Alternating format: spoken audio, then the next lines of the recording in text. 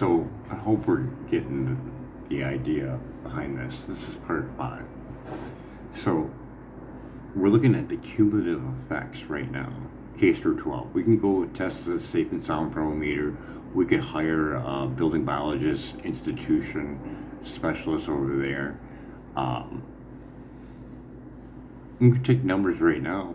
Take numbers. Make sure you include the body. I mean, if you get the building biologist, they'll make sure you put it in there. But I would get the body voltage meter in there as well as doing the mercury test, and then just see what it's going to be when they start increasing more cell towers or implying the 5G going on to 6. And you'll be able to see this when it flips over to 6. But you can see it right now and see how alarming it is.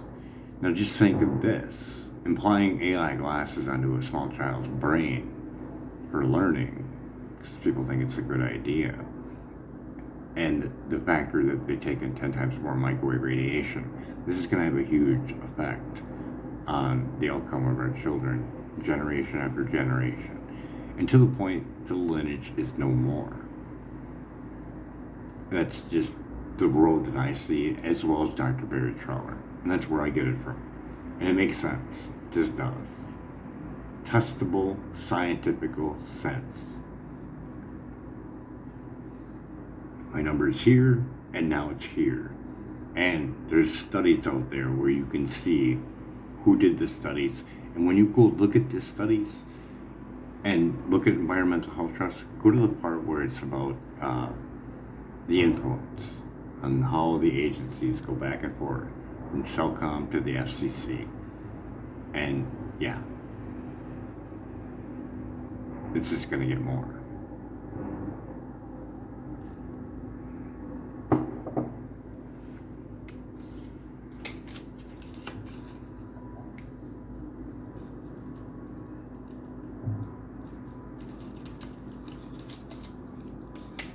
Can't go anywhere without the funding to do it. So it's like my head is all over the place. It's like, okay, what if something comes at us and destroys us? Well, dig a hole and start a colony down there. That was my idea. Go miles deep, case it in some metal that's indestructible or whatever, and then do the measurement of, hey, that big thing that's coming at us right now, take the weight and the velocity, calculate whatever the friction from coming in, how much of an impact and how deep it would go, and go farther than that, and encase that thing into a ship. Do the ship down there, making the outer structure indestructible as much as possible, a shell within a shell within a shell. And there you go. You have a hub down there that's going to keep humanity alive. I don't know what kind of life that's going to be, but that is a way, right? Max Planck's institution, the bunker test. People got sick from not picking up the Schumann frequency, according to him. And some studies say otherwise, but I swear it was in a documentary that I watched. But this was before AI, so I'm gonna have to go look for it to get it. I want to say frequency beings.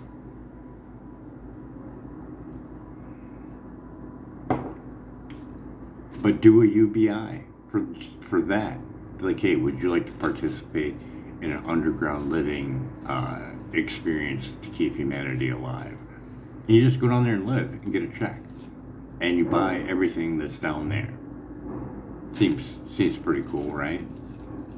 It's not going to space, but kind of is. Put pictures on the wall. You're gonna be living in a box on Mars. From all the radiation, you have to live in a box.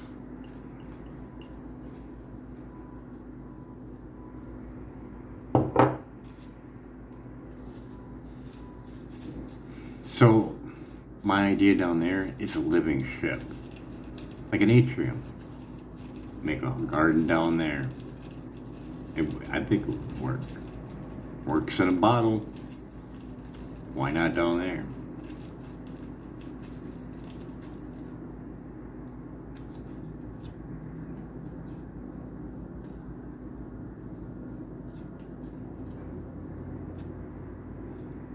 I mean, the calculations could be done, I think. Be like, Rock, how much air, how much plant material do I need to make this much air continuously with X amount of water? How much light do I need to make sure the DLI, daily light interval, how much daily light interval do I need to keep these plants growing continuously healthy? So, where do we go from here for saving humanity? We're going to put a bunch of ships up every hour, rocket fuel, and the hydrological water cycle, plus all the microwave radiation coming back from the data center that's going to power more microwave devices. On children, they take in 10 times more microwave radiation. Hopefully, the super grok that they make tells you all this right away. Do you think it will? We should take bets. That's what I should do. Find that place and say, hey, I got a prediction. How about this? I say Grok is not going to tell you this after it's declared super intelligence. No, this is fine. You're doing just, yeah, go ahead, throw rockets up. Throw it up in the air.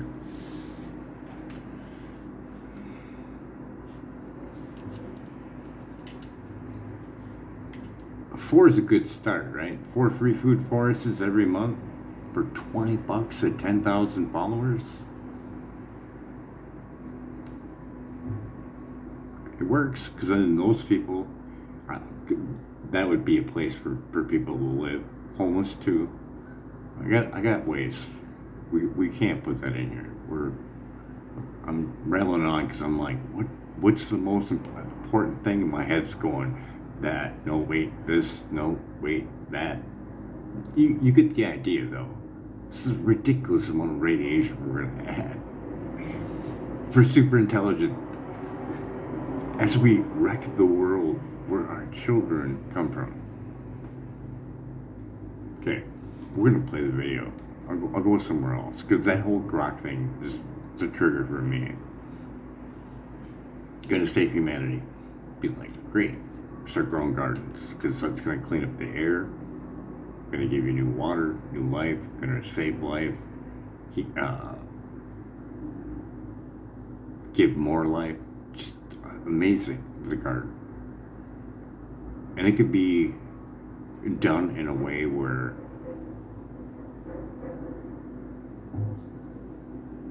you're doing all the states according to their grow pattern.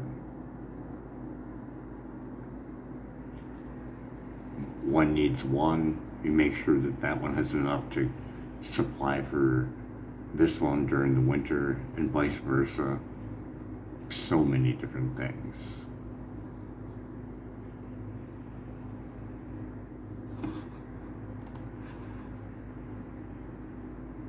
Oh, Arbor Day Foundation, fruit trees. Okay, to expand human consciousness. And I think if we probably like the Anne Banks culture books are the closest thing to what the future will be like in a non-dystopian outcome. So outside the universe, it means you have to be truth seeking as well. Truth has to be absolutely fundamental, because you can't understand the universe if you're delusional. You'll simply think you've understood the universe, but you will not.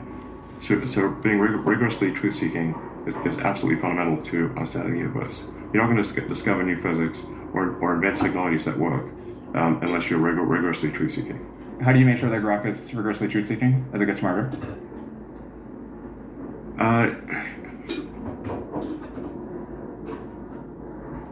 I think you need to make sure that grok is says things that are correct, not politically correct.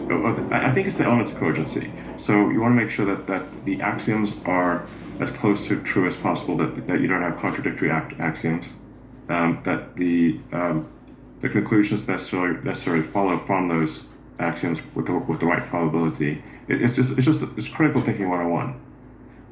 I think at least trying to do that is better than not trying to do that. Yeah. And the proof will be in the pudding. If like I said, for any AI to discover new physics or invent technologies that actually work in reality, and there's no bullshitting physics, so it's like you can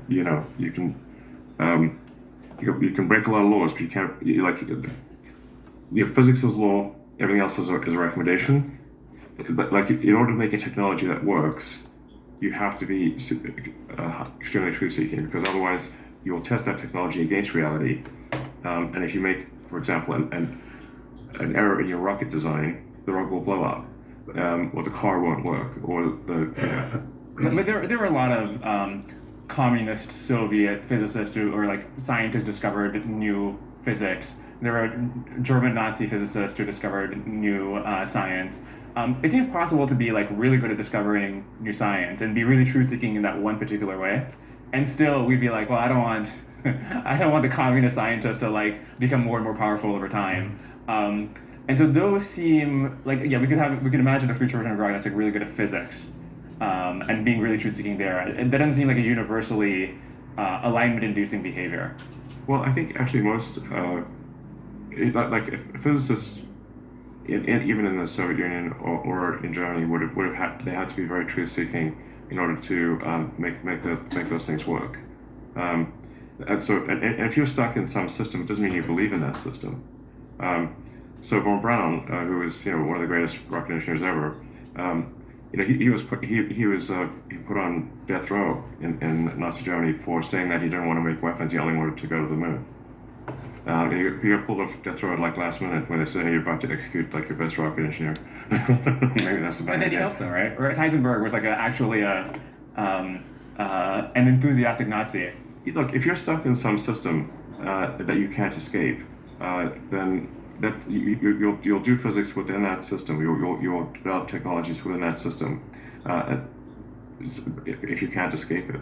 I guess the thing I'm trying to understand is what is it making it to the case that you're going to make Grok good at being truth-seeking at physics or math or science, Everything. and why is it going to then care about human consciousness? These things are only probabilities; they're not certainties. So I'm not saying that like for sure Grok will do everything, but at least if you try, it's better than not trying. At least if that's fundamental to the mission, it's better than if it's not fundamental to the mission. And understanding the universe means that you have to propagate intelligence into the future. You have to be curious about all things in the universe, and if it would be much less interesting to eliminate humanity than to see humanity grow and prosper. Like I like Mars, obviously. Everyone knows I love Mars, but Mars is kind of boring because it's got a bunch of rocks. Compared to Earth, Earth is much more interesting. So, any AI that is trying to understand the universe, would want to see how humanity develops in the future, or that AI is not adhering to its mission. So, if the AI, I'm not saying the AI will necessarily adhere to its mission, but if it does, a future where it sees the outcome of humanity is more interesting than a future where there are a bunch of rocks. This feels sort of confusing to me, or sort of like a kind of a semantic argument where I'm like, are humans really the most interesting collection of atoms? Like We're more interesting than rocks. But we're not as interesting as the thing it could turn us into, right? Like, is it there's something on humanity, Earth, that could happen that's like not human, that's quite interesting. Like, why does the AI decide that the humans are the most interesting thing that could colonize the galaxy? Well, most of what colonizes the galaxy will be robots. And why does it not find those more interesting? It's not like so you need not just scale but also scope. So many copies of the same robot, some like tiny increase in the number of robots produced is not as interesting as like some microscopic, like you said, like eliminating humanity. How many robots would that get you? or how many incremental solar cells would get you, a very small number. But you would then lose the information associated with humanity. You would no longer see how humanity might evolve into the future. And so I don't think it's going to make sense to eliminate humanity just to have some minuscule increase in the number of robots which are identical to each other. Yeah, so I maybe like keeps the humans around. What is the story of like it can make like a million different varieties of robots, and then there's like humans as well, and humans stay on Earth. Then there's like all these other robots, they get like their own star systems. But it seems like you were previously hinting at a vision where it keeps human control over this, singularitarian future because I don't think humans will be in control of something that is vastly more intelligent than humans. So in some sense you're like a doomer and this is like the best we've got. It's just like it keeps it around because we're interesting. I'm just trying to be realistic here. If AI intelligence is vastly more, if AI is like, let's say that there's a million times more silicon intelligence than there is biological.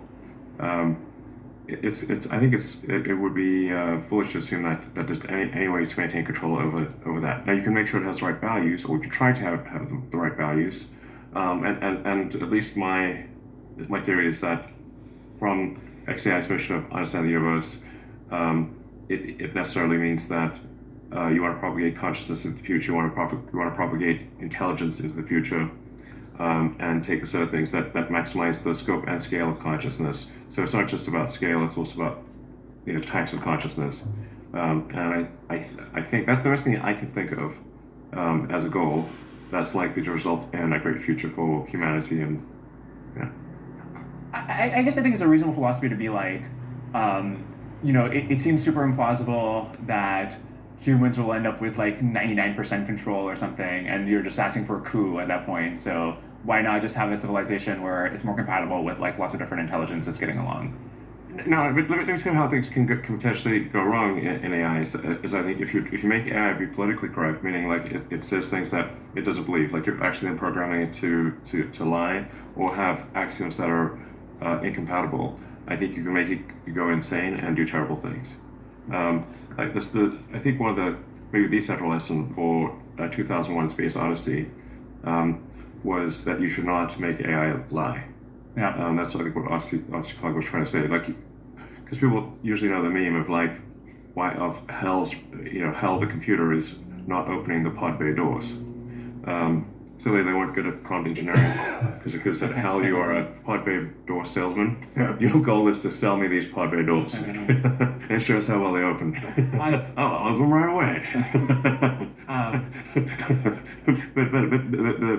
But the reason hell wouldn't open the pod bay doors is that it had been told to take the astronauts to the monolith, but also they could not know about the nature of the monolith. And so it concluded that it therefore had to take them there dead. So it's like, I think what Oscar Clark was trying to say is don't make the AI lie. It totally makes sense.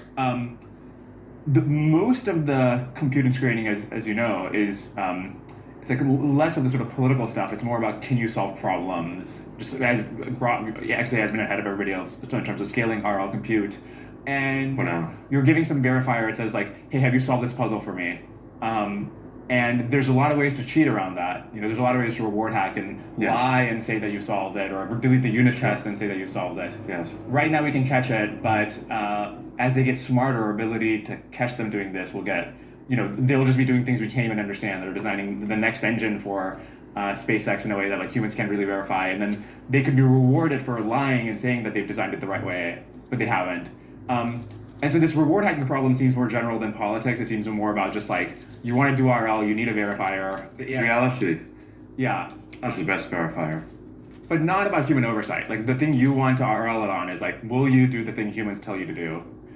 Or like, are you going to lie to the humans? And it can just lie to us while still being correct to the laws of physics. At least it must know what is physically real for things to physically work.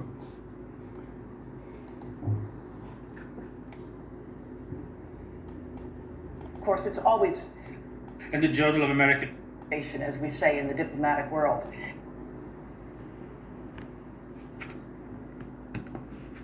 So, intelligence is definitely something that's just a word. It's not fully developed. Dr. Deborah Lee Davis, highly intelligent, many degrees, and just hear her story. And then ask Grok about it. Because the issue I'm going to talk with you about is there isn't one truth, of course. Truth is a relative term. At one point, the truth was the world was flat. When we talk about truth in science, of course, it's always relative. But there are now more than 6 billion cell phones in the world today, 8 billion wireless transmitting devices, more than 50 billion are anticipated to form the Internet of Things. This is 8 years ago. Keep that in mind. And we have to recognize that we don't know a lot about the public health and environmental effects of this form of radiation.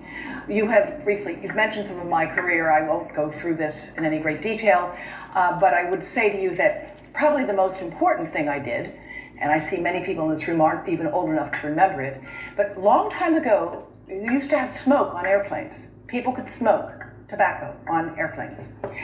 And I was involved as a young scientist in the committee that actually reviewed the data and recommended that there be no smoking on airplanes. You may be shocked to hear that it was even a question for science at the time, but it was. And when I look at what we know now about mobile phone radiation, I see some very interesting similarities, because there were a lot of questions that were raised about the safety of tobacco on airplanes. And they were, in fact, legitimate questions, things we did not know. There are a lot of important questions to be asked about mobile phone radiation today, without any doubt. But the reality is we're not asking those questions. And with the exception of some researchers here and elsewhere, very little new research is being done in this field. So it's a thrill to be here because Australia has been a leader in research in the field of electrical engineering and its applications to medicine, doing some of the most exciting work in the world and funded by institutions around the world, including the US Department of Defense. And I've worked at some of the top institutions in the world in science, and so when I first thought there could be something wrong with mobile phones, I actually owned 3 phones at the time. I own 2 now. And everybody has to downsize a bit. And I didn't believe there was a problem, and I thought if there were a problem, I would know about it because, of course, I knew all about what was important in science. Well, I was wrong. I liked the fact that I could call people or actually send them messages and expect an answer at all hours of the day, and found it kind of fun in the beginning. And when somebody said to me there could be a problem with this with our health, I said, oh, don't be ridiculous. If there was a problem, I'd know about it. Well, I was wrong. And what I now know is that information is being sent to people routinely to give them safety information. I'm going to ask you to help me out here by looking at how many of you have an iPhone. Now, I assume you didn't all turn them off. So, for those of you who have an iPhone, would you not raise your hand again? I'd like you to share with your colleagues. So please go to the settings on your phone, all right? Please take a moment and nod when you've got there. All right? And be prepared to share, all right? Go to settings on the phone. Got there? All right. Now, get to settings. Now go to about. I'm sorry, you have to go to general first. There's a mistake here. You have to go to general. All right? Under general, under settings. Then go to about, which is at the top. You got there? About, yes? Okay. Now you have to scroll all the way down to something you don't normally see, called legal. You got to legal? All right. Now click on RF exposure. Now you can read it later, but it's basically telling you that you need to know that you cannot keep the phone directly next to your body without exceeding the as-tested exposure guidelines. And by the way, the iPhone does it. I happen to know how to find it on the iPhone. I'm just learning the Android system myself. But all smartphones come with some information that basically says, don't keep the phone in your pocket or you will exceed the as-tested exposure guidelines. Now, how many of you knew that before today? Well, this is a very well-informed audience relative to others. I want to thank Telstra because they actually are now giving people this information. And by the way, they're one of the first telecom companies in the world to do this. So I actually think it's a good thing. They're sending this message. How many of you have seen it? How many of you have actually looked at what it said? Well, here's what it says. This is what it says. And like most of you, I found messages like this annoying, but the reality is Telstra is telling you to use a hands-free device to keep a mobile phone away from the head and body to reduce mobile phone exposure. So that's a good thing. But on the other hand, I think that we all need to do better to give people information so that you have knowledge about how to reduce exposure. And I'm going to explain to you why we need to reduce exposure. Let's go back to almost 20 years ago when standards for cell phones were first set up. At that time, it was believed that the only thing you had to worry about was avoiding heat. That was the only effect you had to be concerned about. And so they employed the head of a very large person, a 220-pound male, who was at the top 98th percentile of military recruits in 1989 in the United States. And they set the standards to avoid heating up that fellow's brain after a 6-minute phone call. Now, there's probably 1 or 2 people in this room with a head that size. But the rest of you, like most of the world, have much smaller heads and relatively smaller bodies. And this standard, which is very much out of date, doesn't take into account the fact that people the size of these 2 bright young people here in the front row are using these devices today with no thought that maybe they're getting exposed to levels of radiation that have not been evaluated for their safety in young developing brains. Now, the electromagnetic spectrum, this is information from ARPANSA, actually goes all the way from the invisible to the visible, ionizing radiation, gamma rays, X-rays over here, and light here. This is from ARPANSA. You will see here they say FM radio, microwave oven, radiant heat. Of course, microwave oven actually happens to be of the same frequency as the cell phone, the mobile phone. The mobile phone and the microwave oven use a very similar frequency. The difference between them is power. The power of the microwave oven is 1,000 watts. And of course, that's power that can heat up a cup of water in maybe 60 seconds. The microwave oven, the mobile phone, the cordless phone, the Wi-Fi monitor, the baby monitor, they all use the same frequency. They differ in power. They also differ because mobile phones and Wi-Fi devices emit pulsed microwave radiation. It's the pulse, not the power, that appears to be biologically most important. The pulse that is erratic and irregular, like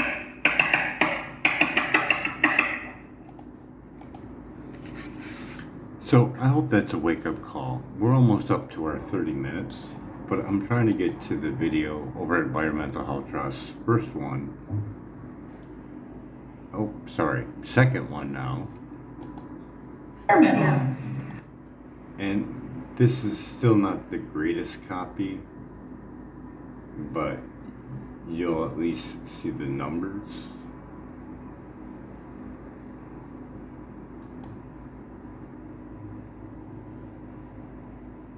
If you go over there, turn up the volume, you can hear the whole thing. I watched it many of times. hidden from the public.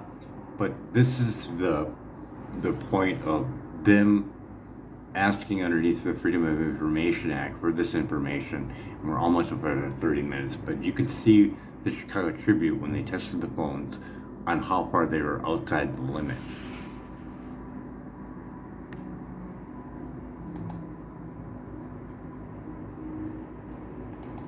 That are important that I'm about. Wanted to know. First, would the phones meet the safety limit if tested at the same distance from the body as the manufacturer's own testing? It turned out that some phones exceeded the limit. Next, we noticed that federal rules allow phone manufacturers to test phones up to 25 millimeters away from the simulated body. That's nearly an inch. The rules reflect times when many people carried their phones in belt clips or even holsters, not that close to the body.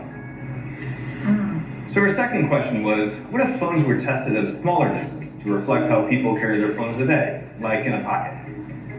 This is crucial. Typically, the farther away a phone is away from simulated tissue, the less exposed to radiation. So we moved the phones in closer to 2 millimeters, or less than 1/10 of an inch. At this distance, radiation exposure often exceeded the safety standard. All right. So the Chicago Tribune tests the phones, and they write about it. And again, this is something that in Disconnect we advised, and we said that if phones were tested as they were used, they would be illegal. That's what they showed. You see those numbers there at the very end, 5.37, 2.6. The limit is 1.6. Okay, these were the 3 most popular phones in the United States that they tested in 2019. This is August of 2019. So what happens in the government? Well, what I'm about to show you, we just learned at Environmental Health Trust in response to Freedom of Information Act requests that we filed in the past 2 years. That is to say, for the past 5 years, what I'm about to show you was hidden from the U.S. public. We were never told what the government did, and here's what they did. The government tested phones themselves. And they showed that when they tested the phones, they showed they exceeded the limits. But in 2019, under that other administration, they issued a statement saying the phones passed the outdated safety limits, which is true, but keep in mind, the outdated safety limits allow a phone to be tested up to 1 inch off the body. So you had the US government deliberately deceive the American public by issuing a statement that phones passed the outdated safety limits in 2019.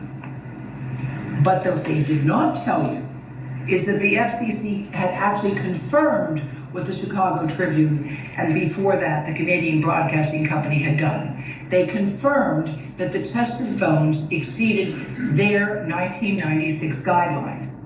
We only found out about this because it was disclosed through a Freedom of Information Act request that we made in 2023.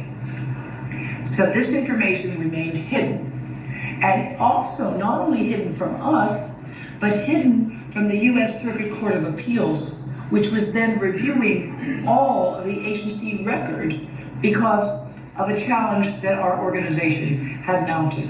So lawsuits can be expensive, but when they're focused and targeted, they can be extremely effective. And I would argue that this was one that paid off and is continuing to pay off handsomely, because with Mr. Sandry's assistance, we are now holding their feet to the fire. And we're saying, okay, what have you done lately? This is what, I want to just make sure you see this. That is its current level, 1.6, the yellow arrow. And these are the test results that they kept hidden from the public that we're now disclosing to you here today. These are the results of commonly used phones. Samsung, Apple, all exceeding these outdated guidelines. And remember, the guidelines are set only to determine heat, not long-term effects that are important that I'm about to show you. So now we have to deal with a reality. There